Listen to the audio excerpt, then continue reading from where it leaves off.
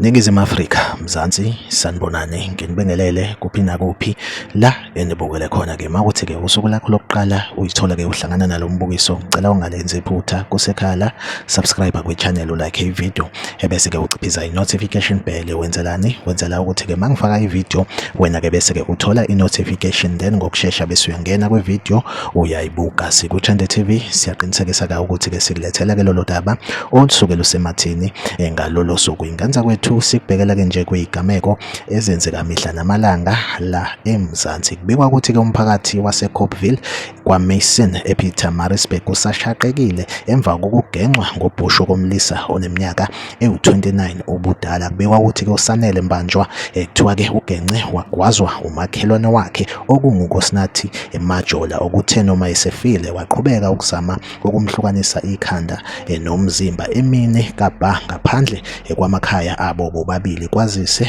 bebengomakhelwane. Kubikwa ukuthi-ke kube nengxabano phakathi kwalaba ababili neholele ekuthenini-ke bavulelane amacala. Kubikwa ukuthi-ke qhubekile yaqala phansi ingxabano, kwabonakala-ke uNkosinathi Majola egenca uSanele Mbanjwa ngobhushu ephindelela washona kanjalo. Wase-ke ephinda ezama-ke ukuhlukanisa ikhanda nomzimba. Lesigameko senzeke laphaya endaweni yaseCorpville kwaMason ePietermaritzburg maphakathi neKwaZulu Natal. Like ivideo, subscribe kwi-channel, uphinde ukomente kwi-comment section ungitshela ukuthi kuthini ukuphawula kwakho ngalolu daba. Siku-Trend TV ngizohleze ngikhona ngulethela-ke eyisematheni usuku nosuku, ahlangabezane kwivideo elandelayo.